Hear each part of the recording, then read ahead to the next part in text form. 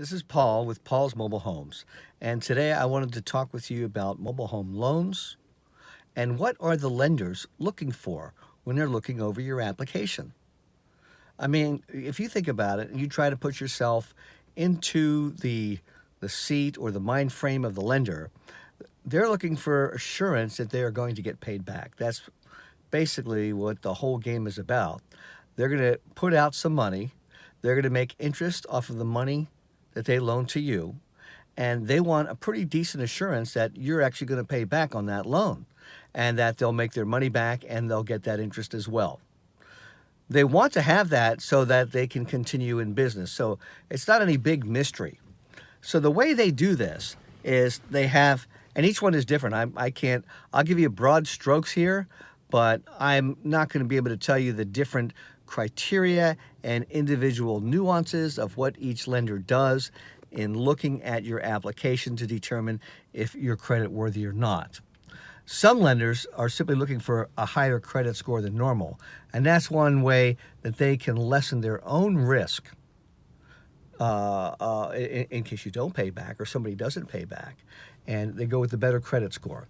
The better credit score shows that you've reliably paid back things that you've gotten on credit in the past, whether it be a credit card or a charge card at a store or whatever it is. It shows that you have a good record of keeping your promises. The whole system is based on the word trust, and they want to know that they can trust you. So one of the big things that they're going to look at is your income.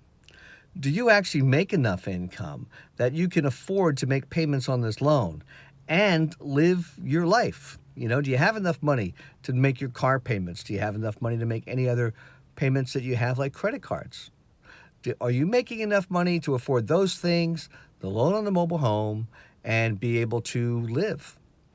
Nobody wants to put anybody in a position whereby they get a loan for something and it's crushing. This is not a good position for anybody to be in, and nobody wants to do that. So they're going to look at what's called your debt to your income ratio. And that's just like, well, how much are you obliged to pay monthly on debt? And, how does that relate to your income? Here's a good example. Let me put it into, some concrete terms here. You are going to buy a mobile home for $25,000. You're going to put $5,000 down and you're going to borrow 20. So the monthly payment on that, let's say, is $220. And let's say your lot rent is $600. So you're paying $820 for a place to live. Now, if you make $1,000 a month, that is a crushing debt. You can't pay $820 out, then pay your utilities, another $125, and have $50 left for the month to buy gas, groceries, maybe clothes, a new pair of shoes once in a while. It's just never going to work. If you're going to be paying $825 a month for a place to live, you probably need to have an income of about $1,600 to $1,800. That would be the minimum level. See, then you do have enough money that you could afford to pay your utility bills, and you can afford to pay your gas, and you can pay your electric, and you can pay for food and gas for your car and so forth. You see what I'm talking about here? So that is something that they look at, debt to income ratio. Now, most people make more than $1,800 a month. Most people are making, well, I forget what the average wage in the country is, but it's a good chunk higher than that. But mobile homes, let's face it, a lot of them are affordable housing. And so let's say you're making $2,500 a month. That'll work. You can do that. So they're going to look at that debt to income ratio. Now, I've met some people that are shocked to find out that the mobile home lender is going to look at all your debt, and they've just bought a car and the payment is $700 a month. Well, you can buy a $42,000 car, but when you go to buy that $25,000 mobile home and you've got that $700 payment, it's going to offset it a lot because the car payments are taken into account when they're looking at your loan. They really do want to know what your car payment is every month. So do this math with me. Let's say you're making $1,800 a month, and your cost for the lot rent and the mortgage is going to be $825. Now, if you add a $700 car payment onto that, you're up to $1,525 before you pay the utilities. So you pay the utilities and you're at $1,700. How does it work making $1,800 a month? Honestly, it just doesn't. You can't do it that way. So that's something to take into account too. I mean, is your car payment, you know? And not everybody's got a loan for a car, but if you do, I mean, you don't want to have a really huge one if you're not making a lot of money. If you make a lot of money, then it's not a problem. So you have debt to income ratio, and then you've got credit score. Now, you can Google a lot of different things and find out about credit scores and how it works, and it's basically just a made-up system for giving you a number on how good you are at handling your debt responsibly. That's all it is. I think it goes up to 850 or 830, and I think it goes down as low as 300. Although I've never heard of anybody having a score of 300. If you got a score in the 400s, you know, pretty much you can forget it. Pretty much you can forget it, because a score in the 400s means you definitely have debt that you haven't paid in the past. You have collection agencies after you, and you know the lenders are going to see that right away. It's going to be on your credit report. So if you're in the 400s, what you got to do from there is do something about your credit score. In other words, do something about your debt. It starts with communicating with those people that you owe the money to, work out a payment plan, work out cents on the dollar, something. But do something. Start talking, find out what you can do.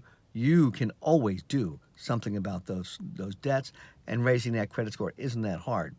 If you're in the 500s, that's better than being in the 400s, but that's not so good. Most of the mobile home lenders that I know of want to see a credit score of 660 or better, 660.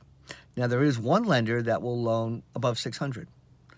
They're going to charge you more, not charge you, but they're going to demand more of a down payment. So the lower your credit score, the higher the down payment they want to see. You know, let's say you have this most incredible credit score, 820. They're only going to want to see a down payment of 5% of the amount of the loan for the mobile home. So let's say the mobile home is going to cost $30,000. 5% of $30,000 is how much? $1,500. Your down payment would only be $1,500. But if you got a lower credit score, say between 600 and 650, then they want to see 20% down payment amount. That's $6,000. Big difference between those two. That gives you some idea of what good credit can do for you. The down payment is much, much, much less. So you've got income, your amount of income. You've got debt to income ratio, and you have credit score. And by the way, one of the easiest ways to raise your credit score is to get what's called a secured credit card from a bank. And that is a very simple thing to get. You walk in, you open an account, you put money in the account, and then you get a credit card against that account. You won't be able to touch the account that you put the money into. Let's say it's $300 or $500. That's unspendable by you from that account. But that account is the security or the safeness for the bank that you can then spend that same amount on a credit card. That's what a secured credit card is. In other words, you've given the bank security and they don't need to worry about it.